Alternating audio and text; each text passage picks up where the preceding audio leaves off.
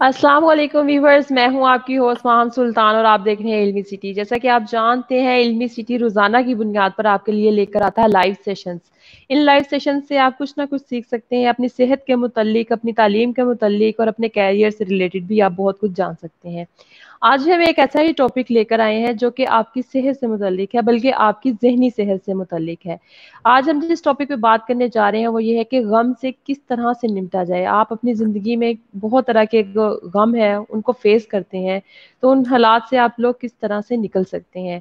इसके लिए हमने अपने शो में दावत दी है अब अबीहा शालूम को, जो कि बाय प्रोफेशन साइकोलॉजिस्ट हैं। तो आइए हम इनसे बात करते हैं। अस्सलाम वालेकुम अबीहा, कैसी हैं आप? वालेकुम अस्सलाम महा, मैं ठीक हूँ। थैंक यू कि आपने मुझे अपने शो पे बुलाया और मेरे लिए बड़ी ऑनर की बात है।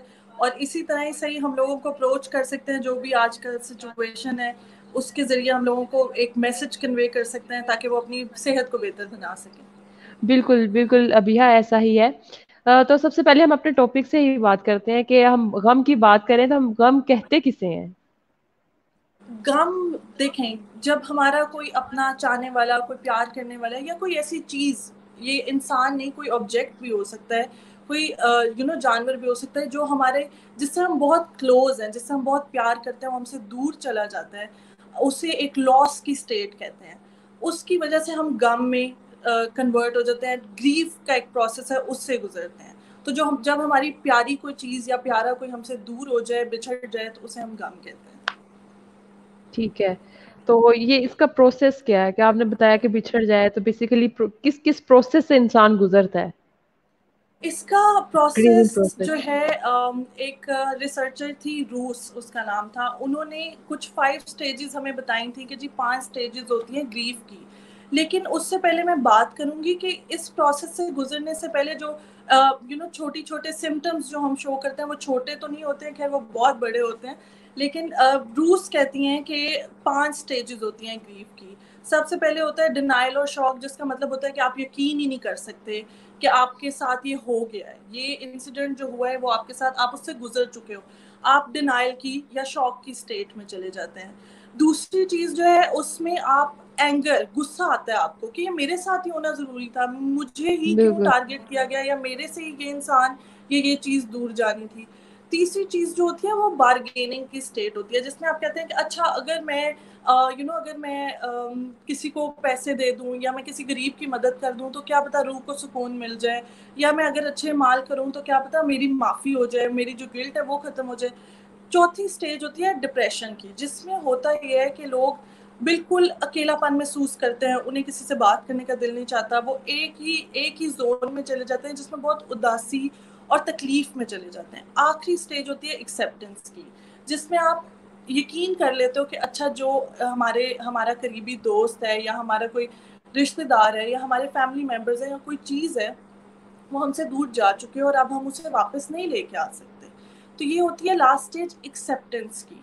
पर ये जो प्रोसेस होता है ना, इसमें बहुत से सिम्टम्स लोग फेस करते हैं। हर इंसान का ग्रीफ का जो प्रोसेस होता है वो फ़र्क तरह से होता है। हम एक इंसान के साथ दूसरे इंसान का कंपैरिजन नहीं कर सकते। जैसे आपने देखा होगा, हमने कभी किसी डेथ पे जाते हैं, तो एक अगर बाप की या माँ की किसी की डेथ हो जाती है, तो एक बच्चा बहुत रो रहा होता है और एक बच्चा बिल्कुल नहीं रो रहा होता। तो वो बिल्कुल। एक ही पेरेंट के 2 बच्चे हैं, लेकिन वो दोनों का ग्रीविंग प्रोसेस डिफरेंट है। एक को अगर रो रहा है वो, तो उसको लोग कंसिडर करते हैं अच्छा, इसको बहुत दुख है, और जो नहीं रो रहा उसको लोग सोचते हैं इसको दुख नहीं है। हालांकि उसका रिएक्शन फर्क होता है ग्रीफ को लेके। मे बी वो सबके सामने उससे ना रोया जा रहा हो, वो अंदर पेन फील कर रहा हो, उसकी चेस्ट भारी हो रही हो, उसका गला भारी हो रहा हो, उसके जिस्म से जान निकल रही हो, ये उसके ग्रीविंग का एक तरीका है। और मे बी वो अकेले बैठ के बहुत ज़्यादा रोए, बहुत ज़्यादा परेशान हो। तो हर इंसान डिफरेंट प्रोसेस से गुजरता है, और ज़रूरी नहीं है कि ये जो स्टेजेस मैंने 5 जो बताई हैं स्टेजेस, हर इंसान हर स्टेज से गुजरे, ये भी ज़रूरी नहीं है। कुछ लोग होते हैं जो सीधा डिप्रेसिव स्टेट में चले जाते हैं, कुछ लोग होते हैं जो एंगर की स्टेट में चले जाते हैं। लेकिन ये वेरी करता है कि कौन सा इंसान किस स्टेज में जाता है, उसकी नेचर या उसका जो बचपन से लेकर अब तक जो उसने फेस किए होते हैं एक्सपीरियंसेस, उसकी बेस पे स्टेज वेरी करती है। तो ये स्टेजेस एक इस टाइम लाइन में नहीं चलती हैं, ऊपर नीचे हो सकती हैं। ठीक है। साथ ही साथ मैं अपने व्यूअर्स को बताती चलूँ, अगर आपका कोई भी क्वेश्चन है इस टॉपिक से रिलेटेड, ग्रीफ से रिलेटेड, गम से रिलेटेड, तो आप अपना क्वेश्चन जो है वो कमेंट्स में लीव कर सकते हैं। इंशाल्लाह इस प्रोग्राम के लास्ट में आपके क्वेश्चंस के भी आंसर किए जाएंगे। तो अबिहा बताइएगा कि जो ग्रीफ के कॉमन सिम्टम्स हैं वो कौन कौन से हो सकते हैं। अभी आपने स्टेजेस बताई, तो नॉर्मली ग्रीफ के जो कॉमन सिम्टम्स होते हैं वो कौन से हैं? बिल्कुल, एक तो ग्रीफ में सबसे पहले जो लोग फेस करते हैं वो दुख, सैडनेस और अकेलापन महसूस करते हैं, और उनकी बॉडी में एनर्जी नहीं रहती है, क्योंकि जब आप ग्रीफ में जाते हैं ना तो बहुत से लोग खाना पीना छोड़ देते हैं, हमारी नींद डिस्टर्ब हो जाती है, हम सो नहीं पाते, और हमारा दिमाग कभी कभी चलना बंद हो जाता है, या हम इतना सोच रहे होते हैं, इतने नेगेटिव वे में सोच रहे होते हैं कि लोगों से अपनी जो नॉर्मल एक्टिविटीज होती हैं वो की नहीं जा रही होती, क्योंकि आपकी सोचें जो हैं वो आपको एक तरह से जकड़ लेती हैं, और आप एक दुख के प्रोसेस में से गुजर रहे हो, तो उन सब चीज़ों में आपका खाना छूट सकता है, आपकी बॉडी में पेन्स हो सकती हैं। बहुत से केसेस में आपने देखा होगा, लोग जब दुख में होते हैं वो वॉमिट्स करते हैं, उनके पेट में दर्द होती है, वो जगह जगह अपने सर में दर्द की कंप्लेन करते हैं।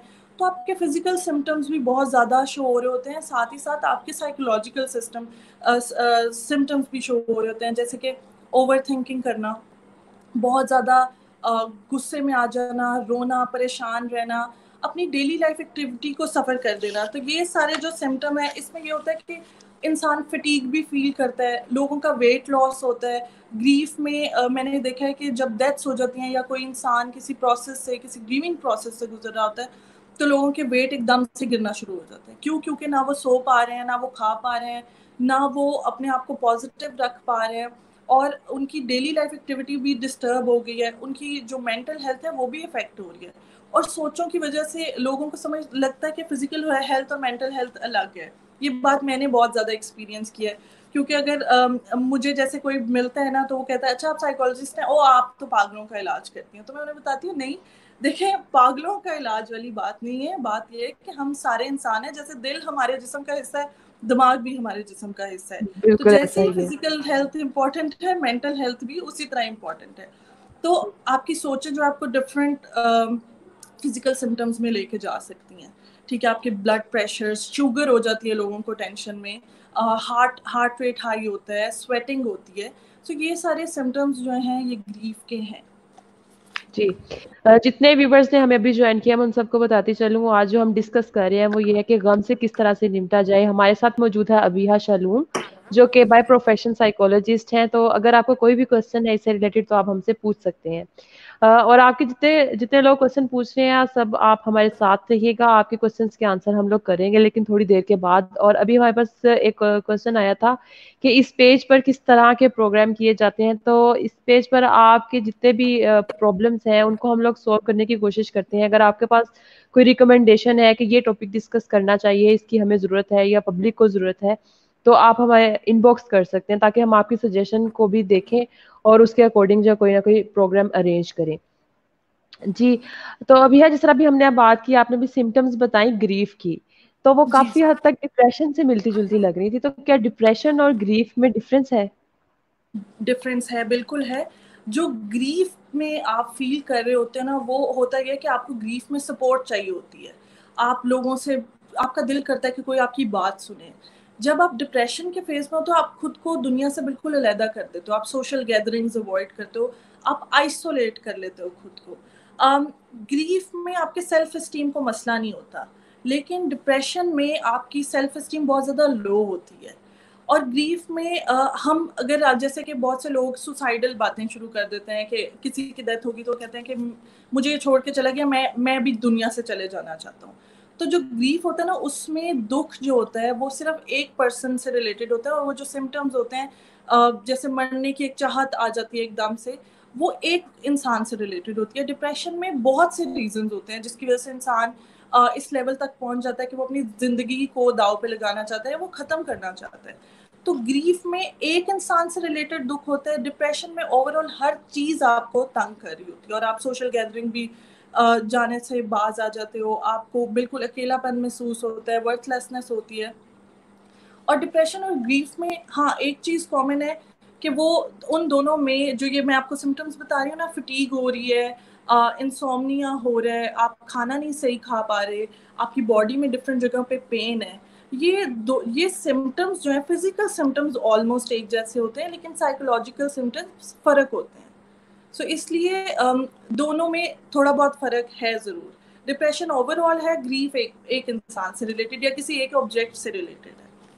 यानी कि कोई एक चीज इंसान के पास नहीं रही तो उसको लेके वो गम करता है, इस हाँ तरह जी, हम कह बिल्कुल सकते हैं। बिल्कुल, हाँ जी। जी। तो इसके लिए कोई कोपिंग स्ट्रेटजीज क्या हो सकती हैं कि हम इसको कोप अप कर लें ये ज्यादा देर तक, क्योंकि एक ऑब्वियस सी बात है, अगर हमारी जिंदगी में कोई हैपनिंग हुई है, किसी की डेथ हुई है या कोई ऐसा बिल्कुल प्रॉब्लम हुआ है, तो हम उसके लिए एक दफा सडन जो है उसका रिएक्शन तो हम लोग देंगे, लेकिन उसको हम बिल्कुल। उसके अंदर ज्यादा देर तक ना रहें, उसको कोप अप कर लें, उसको मैनेज कर लें, तो उसके लिए हमें क्या करना चाहिए?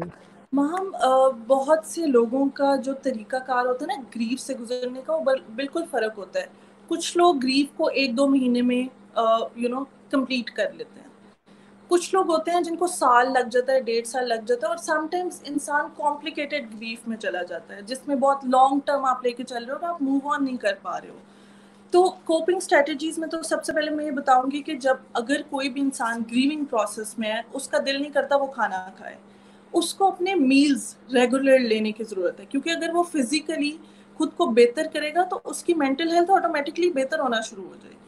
बिल्कुल। फिर आपको अपनी नॉर्मल रूटीन की जो एक्टिविटीज़ है, एक्सरसाइज करनी चाहिए, आपको किसी कोई सपोर्ट ढूंढनी चाहिए बात करने के लिए। इसकी एक मैं एग्जांपल आपको ऐसे दूंगी, ये पानी का ग्लास है, ये भरा हुआ है, ठीक है, और ऊपर तक भरा है, ये छलकने वाला है।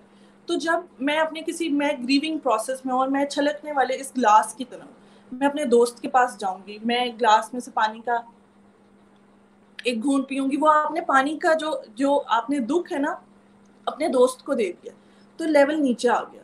फिर ये जब दोबारा भरेगा, आप अपने दोस्तों के पास जाए, अपनी फैमिली मेंबर्स के पास जाए। लोग मुझे कहते हैं कि जी एंटी डिप्रेसेंट्स ली हम सो गए, ठीक है, हमारा काम अंदर ही है, हम क्या करें। तो जब वो साइकोलॉजिस्ट के पास आते हैं, साइकोलॉजिस्ट क्या करता है, उनसे बात करता है, उन्हें कंसोल करता है, उन्हें बताता है यहाँ पे आप ऐसे कर लो, इस चीज़ को वैसे कर लो। टॉकिंग थेरेपी एक होती है, और बात करने के बाद बहुत से क्लाइंट्स मुझे ये कहते हैं हमें बहुत फ़र्क महसूस हो रहा है, हमें बहुत बेहतर लग रहा है। क्यों? क्योंकि उनके अंदर जो एक गुबार था ना, जो उनके अंदर एक दुख जमा हुआ था, जो निकल नहीं रहा था, वो हमने निकलवा लिया। तो बात करना, फ्रेंड्स की सपोर्ट लेना, इस तरह के मौके पे आपका समटाइम्स नहीं दिल चाहता कि कोई आपसे बात करे, कोई आपको सपोर्ट दे, पर डेलिब्रेटली आपको कोशिश करनी चाहिए कि आप अपने फैमिली मेंबर्स की, अपने फ्रेंड्स की सपोर्ट लें। अदर देन दैट, कभी ऐसा मौका आता है कि हमारे ना मूड स्विंग्स चेंज होते रहते हैं ग्रीविंग प्रोसेस में। अगर आप एक बच्चे को देखें कि वो एकदम से रो रहा है, खेल रहा है और एकदम से रोने लग गया, और रोते साथ ही अभी उसने अपने आप को मौका भी नहीं दिया कि वो सूद करे खुद को, वो फौरन खेलने लग गया। तो जो एकदम से शिफ्ट होता है ना, बहुत अच्छे से बहुत बुरा, वो भी जो चीज़ होती है उसमें ये होता है कि बच्चा ग्रीविंग प्रोसेस में ऐसे करता है कि एकदम से रो पड़ा, एकदम से हंस पड़ा, एकदम से खेलने लग गया। तो इसी तरह इंसानों के अंदर ये शिफ्ट्स होते हैं मूड्स के। तो आपने अपने मूड को चेक करना है कि अच्छा किस मौके पे मैंने ये किया। फिर आपकी सोचें बहुत इंपॉर्टेंट है। इसका मैं आपको एक एग्जांपल देती हूँ। हमेशा एक पिरामिड है, यहाँ पे सोच है, फीलिंग है और एक्शन है। आपकी अगर मैं कहूँ कि सुबह उठ के मैं ये सोचूं जी आज का दिन तो मेरा बहुत बुरा गुजरने वाला है, मेरी फीलिंग क्या होगी, मैं ऑलरेडी सैड हो जाऊंगी, मैं डिसअपॉइंटेड हो जाऊंगी। मेरा एक्शन क्या होगा, जब भी मैं कोई काम करने के लिए आगे बढ़ूंगी और वो काम थोड़ा सा भी खराब हो जाएगा, तो मैं कहूँगी देखा, मुझे तो पहले ही पता था मेरी सोच ऐसी है, मतलब मेरा दिन ही खराब है। तो आपकी सोच आपके एक्शंस को और आपकी फीलिंग्स को साथ साथ लेके चलती है। ये साइकिल है जो एक दूसरे से जुड़े हुए हैं। तो आपको करना ये चाहिए कि हर इंसान के पास अब तो स्मार्टफोन्स हैं। पहले होता था डायरी का ज़माना है जी, आपने पेपर पेंसिल पे लिखना है। तो अब तो स्मार्टफोन्स इतने ज़्यादा लोगों के पास हैं कि हमें समटाइम्स नहीं पेपर पेंसिल पे लिखना, सबके फ़ोन में नोट्स की ऑप्शन है, सबके फ़ोन में ईमेल की ऑप्शन है। आप अपनी सोचों को लिखें, सोचें कि इस सोच को सोच के मुझे क्या फ़ायदा है। क्या आज से 5 साल बाद ये सोच जो मुझे अभी इतनी तकलीफ दे रही है, ये तकलीफ देगी? क्या आज से 1 साल बाद ये मुझे ऐसी तकलीफ देगी जैसे अभी दे रही है? आज से 10-20 साल बाद भी ये मुझे ऐसे तकलीफ देगी? जब आप अपने आप को बताएंगे ना कि ये चीज़ मुझे तकलीफ दे रही है और जाने वाले को भी उससे कोई फायदा नहीं है, तो आप उससे कोप करना शुरू कर देंगे। लिखना बहुत ज़रूरी है। सेल्फ अवेयरनेस का मैं वर्ड यूज़ करती हूँ, अपने बारे में अवेयरनेस बहुत ज़रूरी है। तो सेल्फ अवेयरनेस लें, एक थेरेपी है जो कि मैं यहाँ पे सबको बताना चाहूंगी, हर किसी को करनी चाहिए। मैं खुद भी करती हूँ और मेरे लिए, मेरा ख्याल है वो मेरे लिए ऑक्सीजन की तरह होता जा रहा है। खुद को कंपोज करने के लिए, काम करने के लिए, खुद को समझाने के लिए कि मेरा दिमाग जो है वो एक कंप्यूटर की तरह है, अगर मैं इतना इतना टफ टाइम दूंगी वो शट डाउन हो जाएगा, मैं बीमार पड़ जाऊंगी। तो उस थेरेपी का नाम है माइंडफुलनेस मेडिटेशन। उसमें होता ये है कि पीछे सॉफ्ट सा म्यूजिक होता है, यूट्यूब पे सबको मिल जाएगा। उसमें आप म्यूजिक सुनते हैं और आप डीप ब्रीदिंग करते हैं, इनहेल करते हैं, एक्सहेल करते हैं बहुत स्लोली, और आपको वो कुछ स्टेटमेंट्स होती हैं वो आपको बताई जाती हैं कि आप अपनी काम प्लेस इमेजिन करें। कुछ लोगों के लिए काम प्लेस उनका अपना बेडरूम है, कुछ लोगों के लिए काम प्लेस एक बीच की जगह है, कुछ लोगों के लिए हिली एरियाज बड़ी कामिंग और सूदिंग प्लेस है। तो मैं हमेशा उस थेरेपी को रिकमेंड करती हूँ जिसमें आप अपनी बॉडी को स्कैन कर सको, आप अपने आप को रिलैक्स कर सको, आप अपने अंदर झांक सको, ठीक है। और बाकी कुछ लोग ग्रीफ के प्रोसेस में गिल्ट में चले जाते हैं कि काश मैं अपने अपने इस फ्लां के लिए मैंने ये कर लिया होता तो शायद आज मुझे खुशी होती, मैंने उसके लिए वो कर लिया होता, काश मैं। और मैंने जैसे लोगों को ये भी करते हुए देखा है कि हॉस्पिटलाइज्ड होते हैं लोग, तो फिर उसके बाद क्या होता है कि जब खुदा न खास्ता डेथ हो जाती है तो डेथ के बाद कहते हैं कि हमने खिदमत नहीं की। हालांकि जितना हम बिल्कुल। कर सकते हैं, जितनी हमारी कैपेसिटी है, हमने उस हद तक पूरा किया। हम उस गिल्ट में चले जाते हैं फॉर अ टाइम बिंग, लेकिन हमें ये समझाने की जरूरत है कि देखें, एक तो time is a great healer. Time गुजरता है, हर चीज का अपना एक वक्त है। जैसे मेरी जिंदगी के अपने दुख हैं, आपकी जिंदगी के अपने दुख हैं, हर किसी की जिंदगी के साथ दुख अटैच्ड होते हैं। हाँ, लेकिन उन दुखों को समझना और उनके साथ डील करना, जैसे मैं आपको एक बात कहूंगी, हमारे ब्रेन के ना एक होता है इमोशनल ब्रेन, एक होता है वाइस ब्रेन, और दरमियान में आता है सॉरी, एक होता है इमोशनल ब्रेन, एक होता है रैशनल ब्रेन, और दरमियान में होता है वाइस ब्रेन। तो हमने क्या, हम जब इमोशनल हो जाते हैं ना, या तो हम बहुत इमोशनल हो जाते हैं, बहुत रैशनल हो जाते हैं, हमने दोनों को मिलाना है कि ठीक है, मेरा जो मेरे लव्ड वंस हैं, इसकी डेथ हो गई है, या ये चीज़ मुझसे दूर चली गई है, वो एक इमोशनल साइड है। पर अब मैं रैशनल साइड क्या है कि अब मैं उसको वापस नहीं लेके आ सकता, लेकिन हाँ, मैं अपनी ज़िंदगी में इन दोनों को कंबाइन करके इनके साथ चलना शुरू करूँगा। जो मैं पीछे चीज़ें बेहतर नहीं कर सकता, मैं अभी कर सकता हूँ। जैसे मैं आपको अपनी ज़िंदगी की एग्जांपल देती हूँ, मेरी मदर की डेथ हुई थी कैंसर से। तो जब मैं जब पढ़ रही थी तो मुझे बड़ा फील होता था कि कैंसर पेशेंट्स कैसे होती हैं, उनकी फैमिली के साथ क्या होता है, किस तरह से वो गुजरते हैं ग्रीफ से, क्योंकि मैंने वो फेस किया हुआ था। तो मैंने क्या किया कि मैंने एक जॉब ज्वाइन कर ली जो कि कैंसर रिलेटेड थी। उसमें मैंने कैंसर पेशेंट्स की मदद करना शुरू की, उनके साथ काम करना शुरू किया। आप वॉलंटियर वर्क करें, आप ऐसी एक्टिविटीज करें जो आपके लिए सूदिंग है। अगर आप लिखना नहीं चाहते और आपको लगता है पेंट करना, पेंट करके आप अपना गुस्सा निकाल सकते हैं, आप अपनी नेगेटिव एनर्जी को, अपने एंगर को हेल्दी वे में कन्वर्ट कर सकते हैं। तो आप कैनवस पकड़े और उस पर जो पेंट करना है आप करें, वॉक करें, एक्सरसाइज करें।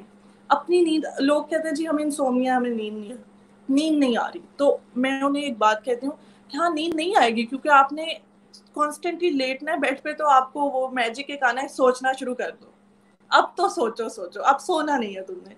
तो उससे सोने से पहले अगर आप अपनी डायरी में, आप अपने फोन में अपने दिन की जितनी भी सोचें हैं वो लिख के उसको निकाल दें, कैथारसिस कर दें, वेंटिलेशन कर दें, तो बहुत हद तक आप बेहतर महसूस करेंगे। अदरवाइज आप अगर वही सोचे, और लोग कहते हैं कि जी स्ट्रॉन्ग हो जाओ, अगर किसी की डेथ हुई है ना, स्ट्रॉन्ग हो जाओ। स्ट्रॉन्ग कैसे हो जाए? वो अल्लाह ने आपके अंदर एक इमोशन डाला है, दुख का, सैडनेस का, रोने का।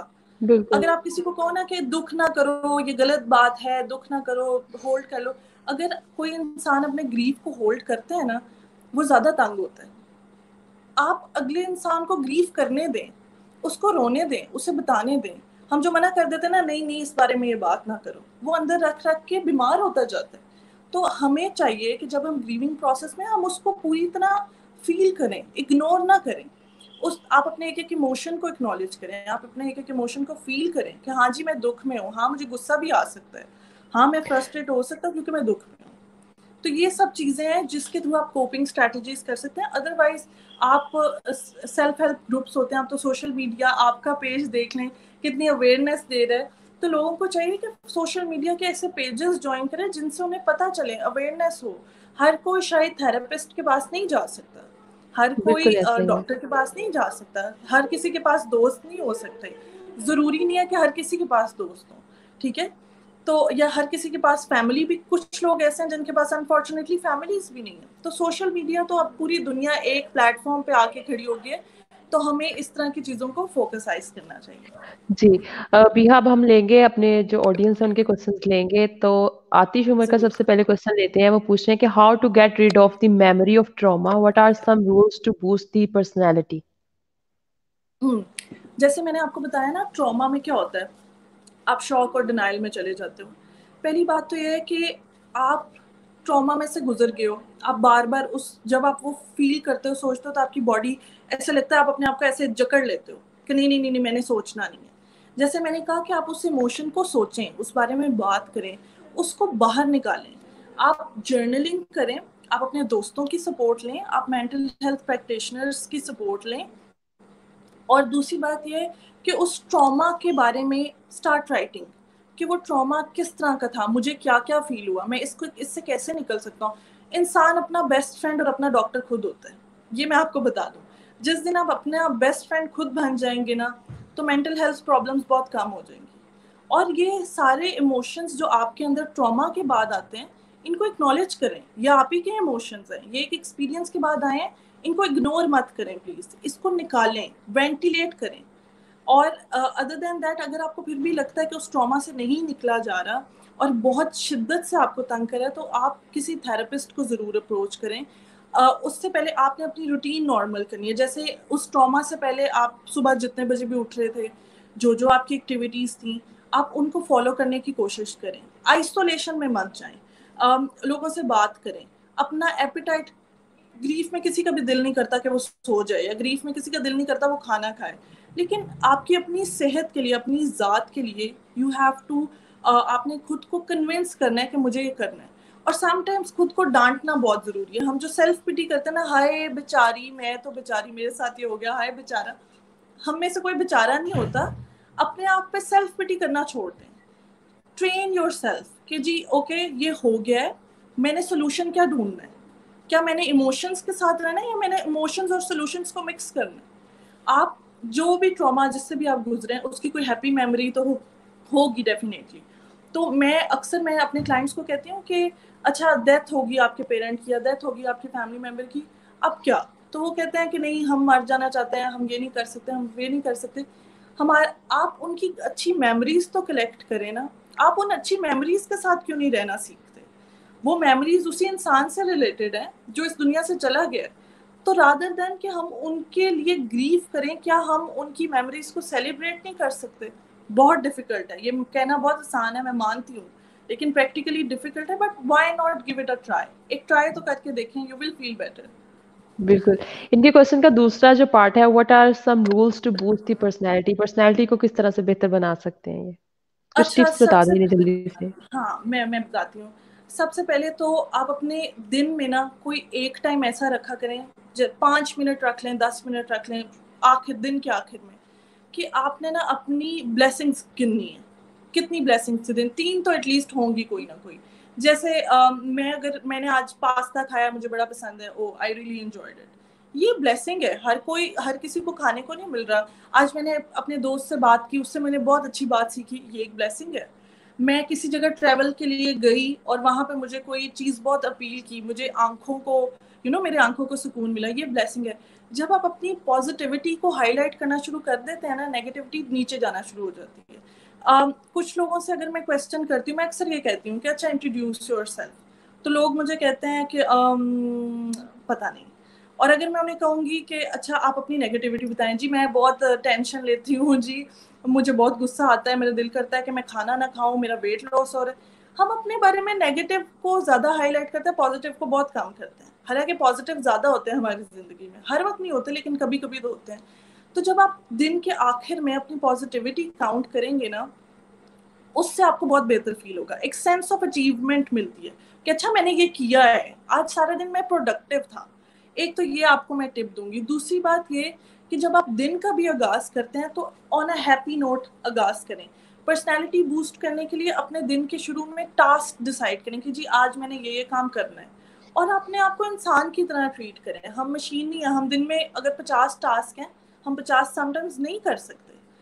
जितना आप कर सकते हैं, एक तो रैशनल होके सोचें, बहुत एग्जैजरेट करके अपनी लिस्ट ना बनाएं कि अगले दिन पेपर है, बच्चा कहता है अच्छा आज रात पूरी बुक पढ़ूंगा, ये पॉसिबल नहीं है। तो आप रियलिस्टिक गोल बनाएं अपनी जिंदगी के।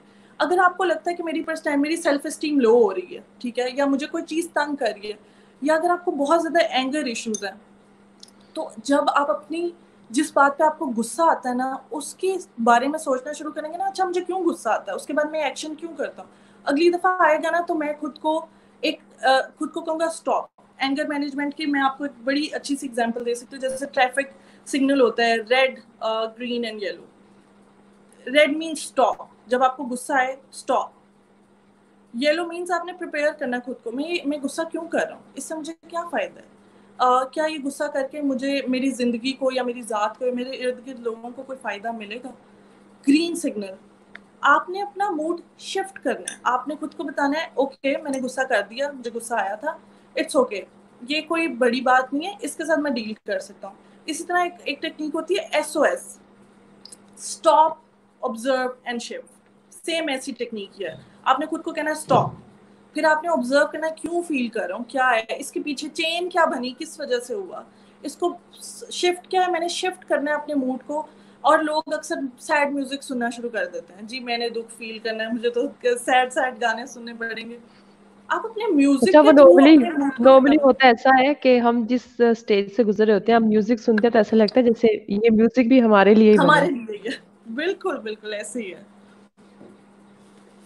अच्छा जी, जी किसी ने कहा शी इज आल्सो जी हाईलाइटिंग समथिंग।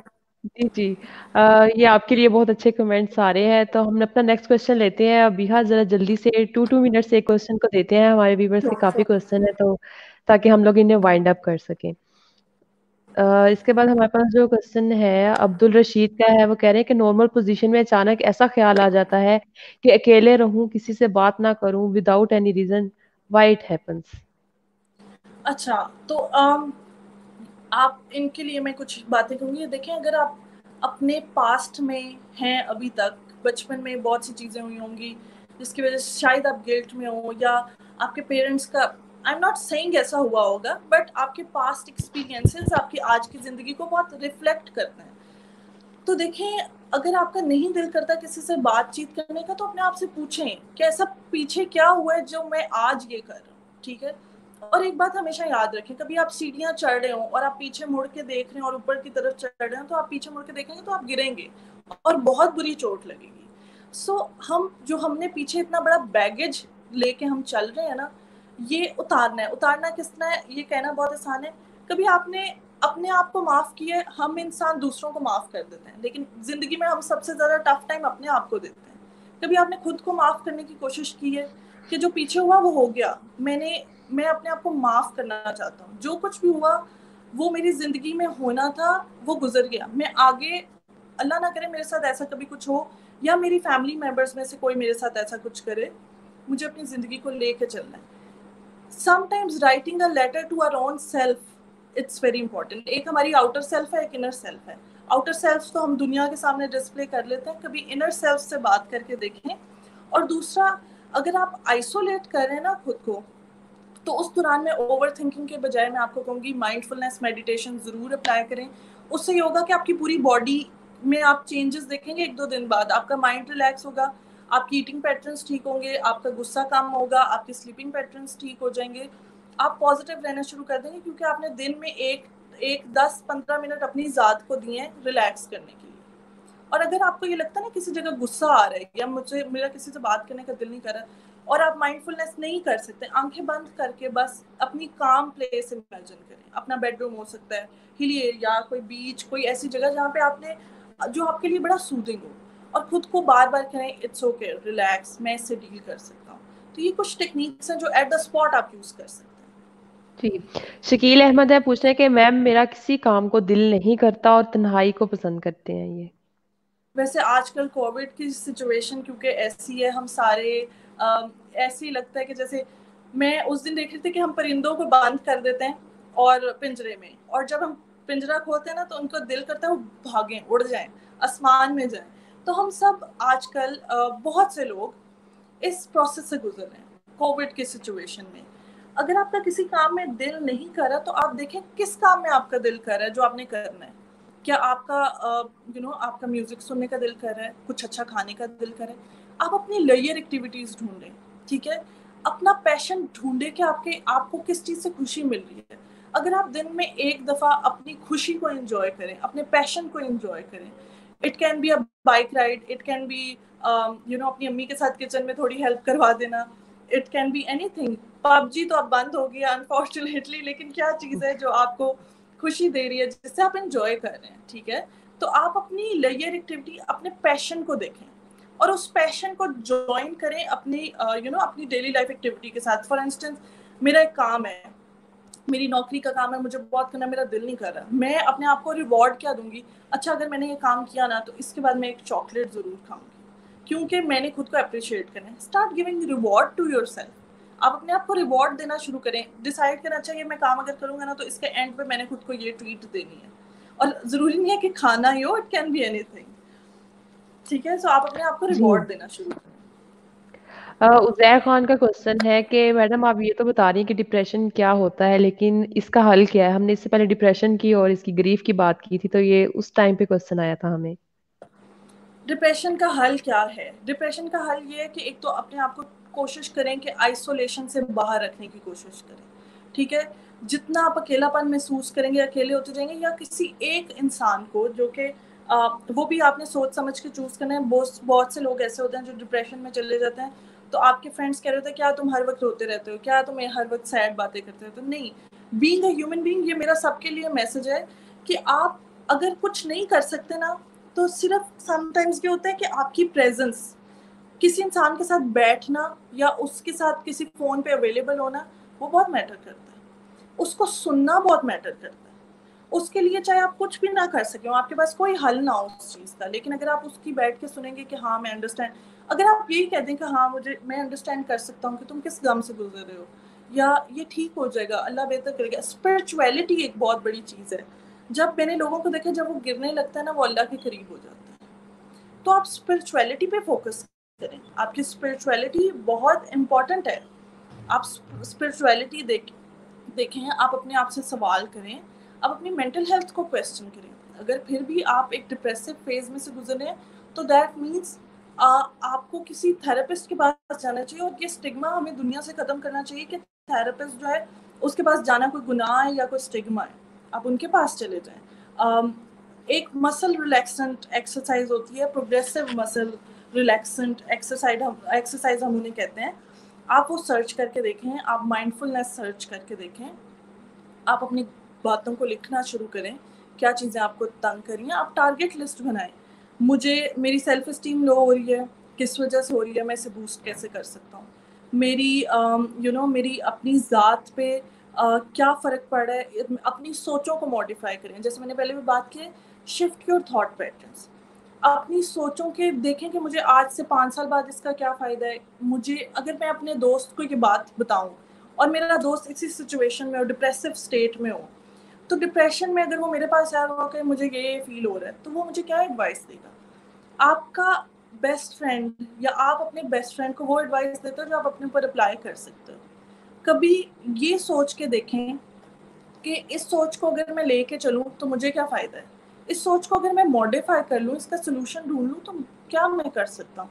कुछ चीज़ें ऐसी होती हैं जिनका बड़ा शॉर्ट टर्म सोल्यूशन होता है, कुछ चीज़ें ऐसी होती हैं जिनका बड़ा लॉन्ग टर्म सोल्यूशन होता है। जो लॉन्ग टर्म चीज़ें होती हैं ना, मैं ये एक्सरसाइज करती होती हूँ अपनी ज़ात पे भी, अपने क्लाइंट्स को भी कहती हूँ कि जैसे अगर आपको एक सोच बहुत तंग कर रही है और उसका अभी करंटली कोई सोल्यूशन नहीं है, तो आपने इमेजिन करना है कि आप किसी जगह बैठे हैं और आपने अपनी वो सोच निकाली है, एक बॉक्स में या कंटेनर में डाली है, उस कंटेनर को अच्छी तरह बंद करें और दूर किसी शेल्फ पे रख दें और कहें कि इस सोच को मैं बाद में सोचूंगा, क्योंकि अभी इसका सोल्यूशन नहीं। जिस चीज़ का सोल्यूशन है आप पहले उसको कंसिडर करें, और हमेशा look for a solution rather than a problem. ये ऐसे है जैसे हम एग्ज़ाम में बैठे हुए हैं और एक क्वेश्चन आ गया हमें और हमें उसका आंसर नहीं आ रहा। तो जब हमें आंसर नहीं आ रहा, हमें गुस्सा आएगा, फ्रस्ट्रेशन होगी, लोनलीनेस फील होगी, सैडनेस होगी, हमारी बॉडी अजीब सी एक स्टेट में चली जाएगी। इस तरह के सिनेरियो में क्या होता है, हम सोल्यूशन ढूंढते हैं ना कि अच्छा ये सवाल बेशक मुझे नहीं आ रहा, लेकिन जो मेरे ज़हन में बात चली है, नॉलेज जितनी है, मैं लिख के तो देखता हूँ, मैं कोशिश तो करता हूँ। और मोस्टली ऐसा होता है जो आइडियाज़ आपके ज़हन में उस टॉपिक को लेके चल रहे होते हैं, उसकी बेस पे आपका जवाब ठीक भी हो जाता है।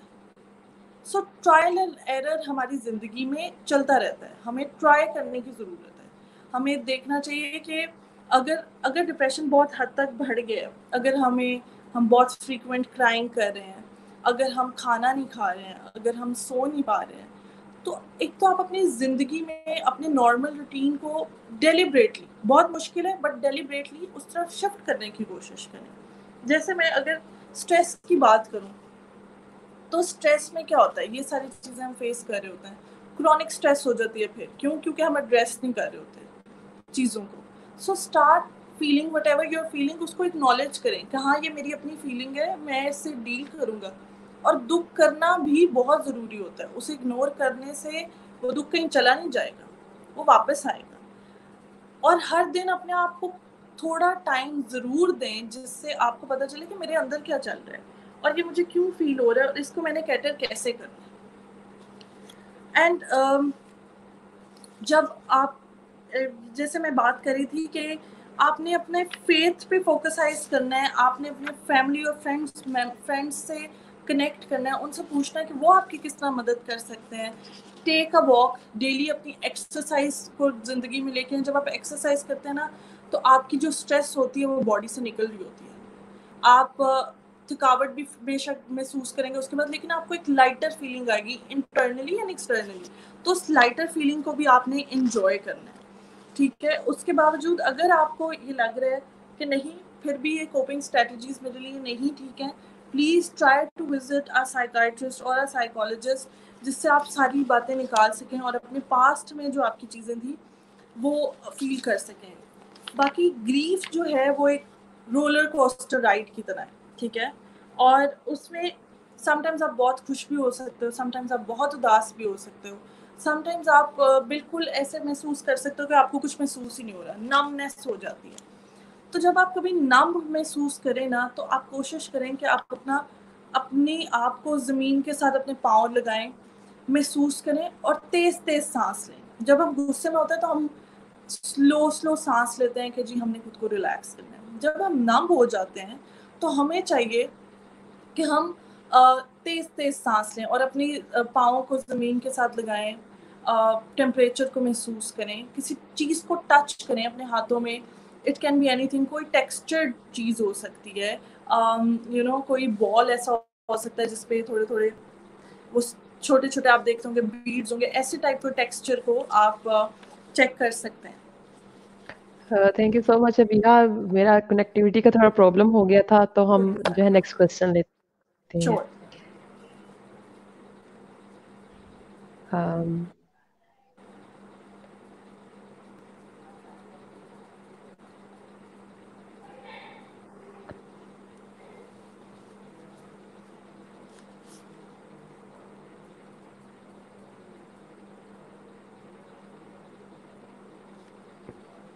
नीचे हमें आई गेस क्वेश्चंस आ रहे हैं या जी जी, कमेंट्स आ रहे हैं।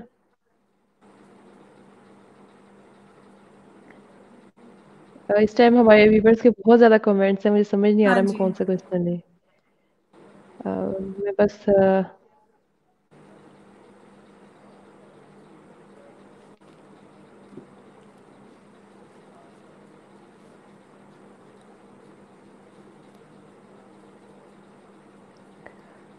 आमिर पाठक कह रहे हैं कि समटाइम्स हम दूसरों को खुश रखने के चक्कर में अपनी खुशियों को फरामोश कर देते हैं। ऐसे देखें, जिंदगी कंप्रोमाइज का भी नाम है, कुछ सिचुएशंस में बहुत ज़रूरी है, लेकिन देखें अगर आप हमेशा ये करेंगे तो अपनी ज़ात आपकी शक्ल हो जाएगी। तो कभी कभी इंसान को अपने लिए भी कुछ खुशी, अपने आप को खुश करने के लिए भी कहना चाहिए। और एक चीज़ होती है जिसे कहते हैं असर्टिव ट्रेनिंग, उसमें हम ट्रेन लोगों को क्या करते हैं कि आप किसी को ना कर सकते हैं but in a very polite way, ठीक है।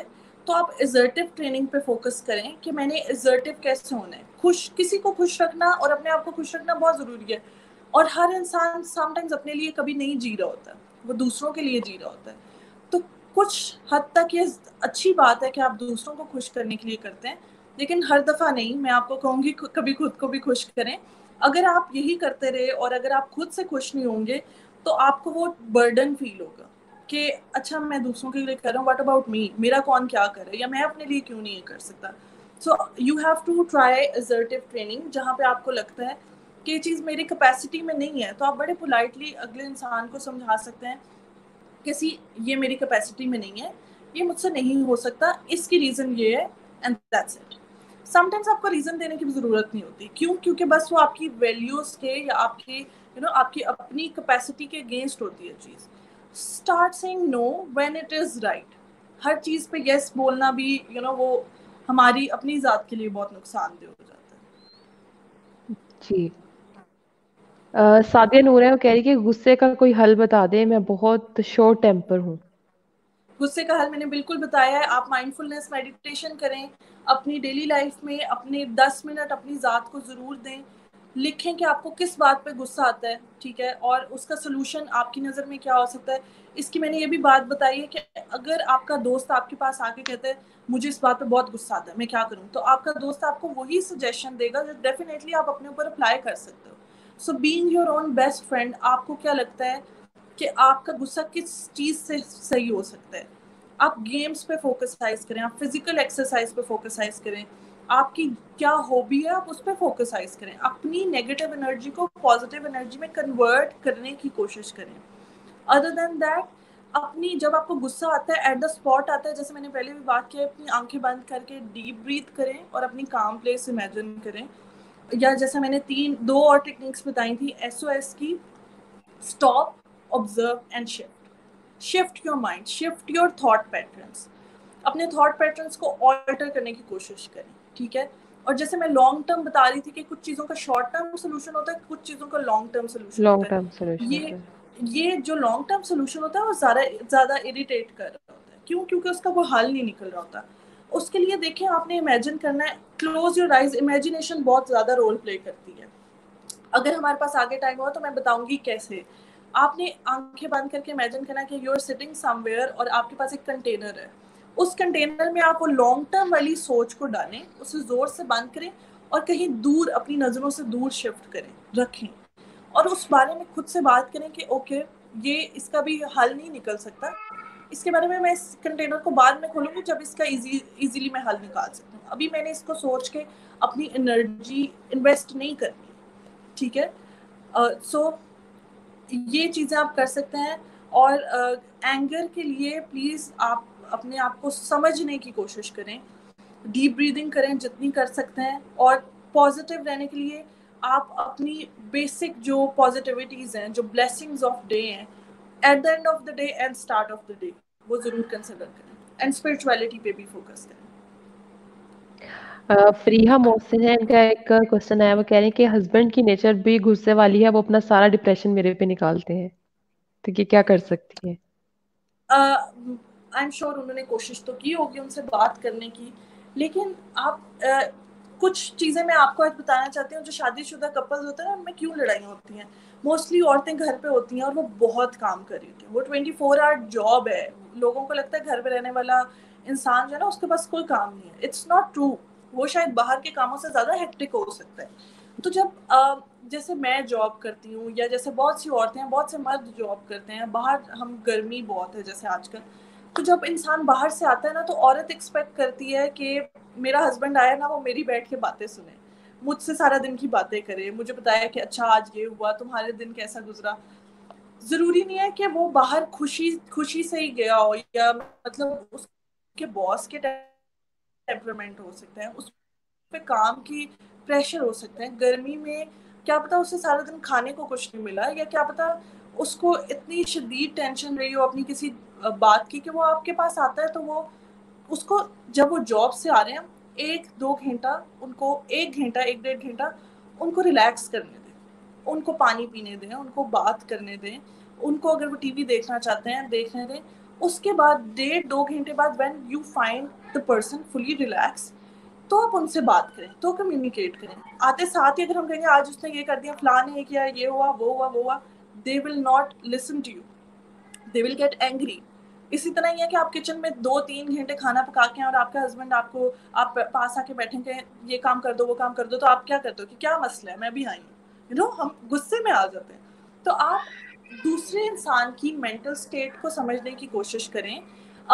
मैं एक बुक है जो कि मैं सारे जो मैरिड लोग हैं उनको रिकमेंड करूंगी, बहुत पुरानी बुक है लेकिन बहुत अच्छी बुक है, men are from Mars and women are from Venus.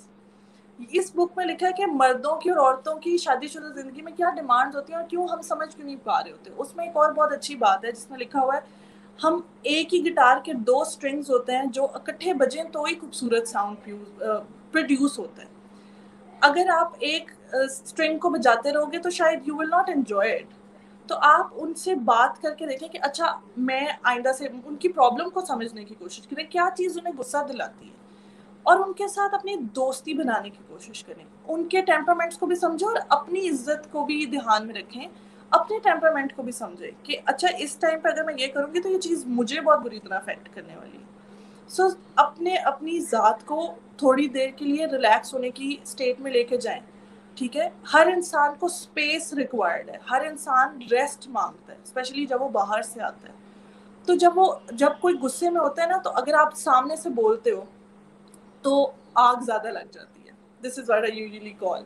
सो उस टाइम पे चुप रहें, जब वो थोड़े सी इस पोजीशन में आ जाएं, रिलैक्स हो जाएं कि आपसे वो बात कर सकते हैं, समझ सकते हैं, तो आप और औरतें यू नो हम सारे, हमें एक प्यार वाली नेचर होती है, हम प्यार से खाने भी खिला सकती हैं, हम प्यार प्यार से बातें करके लोगों को समझा सकती हैं, ये हमारा टैलेंट है जो अल्लाह ने हमें दिया है। तो उस टैलेंट को यूज करें, प्यार से उनसे बात करें, उनसे पूछें कि अच्छा अगर आपको मेरी ये चीज़ बुरी लग रही है, I will work on it. ज़रूरी नहीं है कि आप उसी टाइम वो वर्क कर जाएगी आप पे, हो सकता है वो थोड़ी देर बाद आप पे वर्क करना शुरू कर दे, या उनको समझ में आ जाए। अंडरस्टैंडिंग चाहिए इंसान को। अगर मैं कहूँगी ना, मुझसे कोई बात करता है और मैं कहूँगी कि हाँ मैं आपकी बात समझ रही हूँ, सुन रही हूँ, अगला बंदा उसी टाइम पे रिलैक्स होना शुरू हो जाता है। पहले रिलैक्स करें फिर मेजर पॉइंट पे आए। ठीक है। अभी हमारे प्रोग्राम का जो है वो टाइम बिल्कुल ख़त्म हो रहा है और व्यूअर्स के क्वेश्चन बहुत ज़्यादा थे। इंशाल्लाह हम दोबारा कभी सेशन रखेंगे तो हम अपने व्यूअर्स के श्योर। क्वेश्चन दोबारा लेंगे इंशाल्लाह। आपको भी बहुत शुक्रिया हमारे प्रोग्राम में आने के लिए और अपना कितना कीमती वक्त देने के लिए और हमारी क्यूरीज को सॉल्व करने के लिए। होप सो हम लोगों को काफ़ी हद तक कुछ चीज़ें समझाने में कामयाब हो सके होंगे। Thank you so much. इंशाल्लाह, थैंक यू सो मच। आपका महाम और एलबीसिटी का भी I am very thankful to you. Thank you so much. साथ ही साथ मैं अपने व्यूवर से भी ज़्यादा चाहूँगी इंशाल्लाह आपके साथ दोबारा किसी और अच्छे गेस्ट के साथ और किसी और अच्छे लाइव सेशन के साथ, अच्छे टॉपिक के साथ दोबारा मुलाकात करेंगे। तब तक के लिए मुझे इजाज़त दीजिए। अल्लाह हाफ़िज़। अल्लाह हाफिज। खत्म हो गया ना वहाँ।